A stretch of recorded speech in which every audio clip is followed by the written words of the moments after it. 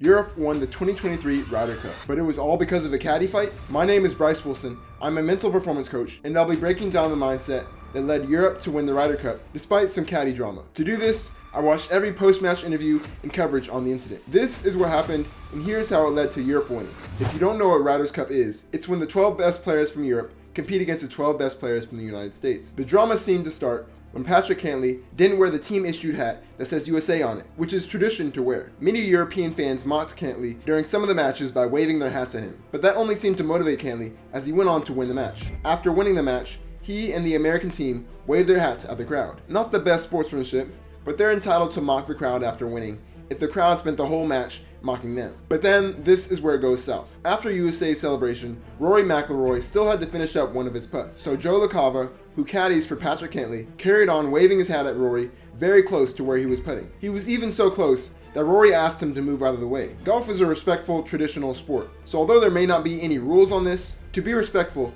you're not supposed to be so close to the putter trying to distract them. Once the match ended, two of the European players confronted Joe the caddy, saying, "What are you doing? Why would you do that?" It makes sense. They're looking after their teammate and letting the caddy know that it's something that he shouldn't have done. But then somehow the situation carried on into the parking lot. The caddy was there again, next to McIlroy's car. For what reason, I don't know. And they got into another argument, which led Rory to being held back and pushed into his car, and the caddy being held back as well. That was on day 2. They still had one more day to compete, and this is what Rory had to say about it. I needed that to fuel me. What happened to Rory was unsportsmanlike, and if it happened to any of us, we'd be annoyed and frustrated. But you can respond by getting annoyed and complaining, which won't help the situation. You can respond by fighting the guy, which will hurt the situation. You can respond by doing nothing, but then you're wasting the situation. All that happened would have been for nothing. Plus, we're human, so it's almost impossible for that not to be in the back of our mind. But there's only one way to respond to the situation that will give you an advantage, and that's using it as fuel. Every match after that, Rory used the frustration he felt to help him focus and play even better, so that he could get his payback by winning the cup. It's all about how you channel your emotion. Frustration and anger channeled in the wrong way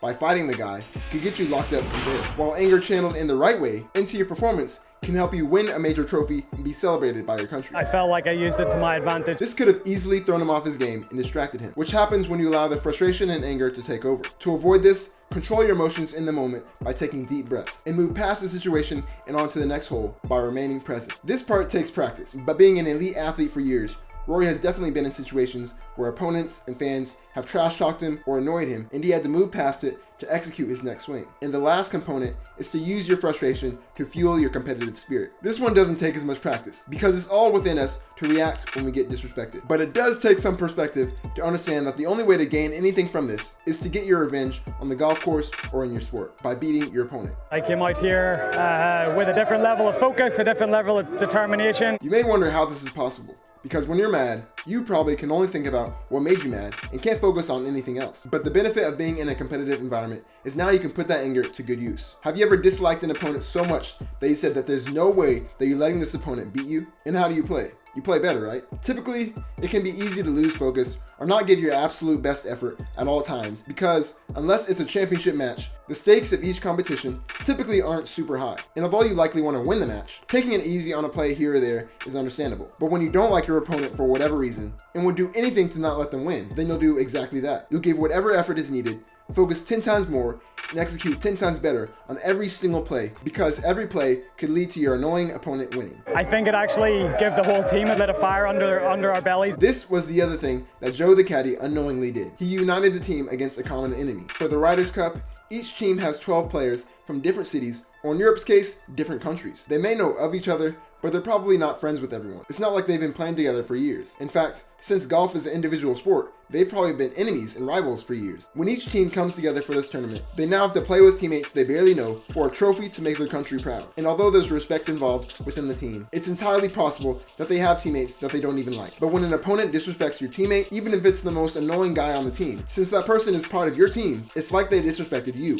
So now it's game on. That means Joe the caddy not only pushed Rory to play better the rest of the tournament, but he pushed the whole team to play better the rest of the tournament. And basically after that happened, it was game over. I just wanted to come out might win another point for Europe. This is how Rory was able to have self-control in this situation, because he understood that he wasn't just representing himself, but his country and even his continent. If he would have acted out of anger and fought Joe the caddy, it would have been an entirely selfish decision, because that would have benefited no one and would have hurt Europe's chances to win if Rory got locked up. But instead, he knew he was representing Europe, so rather than letting his anger cause him to do something he'd regret, he could channel his anger into performing well and winning the cup for Europe. The event was bigger than him and his feelings. Ever since Whistling Straits, I was so disappointed in my performance there. To come here to Rome and to get 4 points for the team, it means a lot to me, and hopefully we can just get it done. 2 years ago, in the last Ryder Cup, Rory gave a terrible performance and Europe lost to the Ryder Cup. So this incident was actually the exact fuel and motivation that Rory needed to help him forget about the last tournament's loss and push him to get the win this year.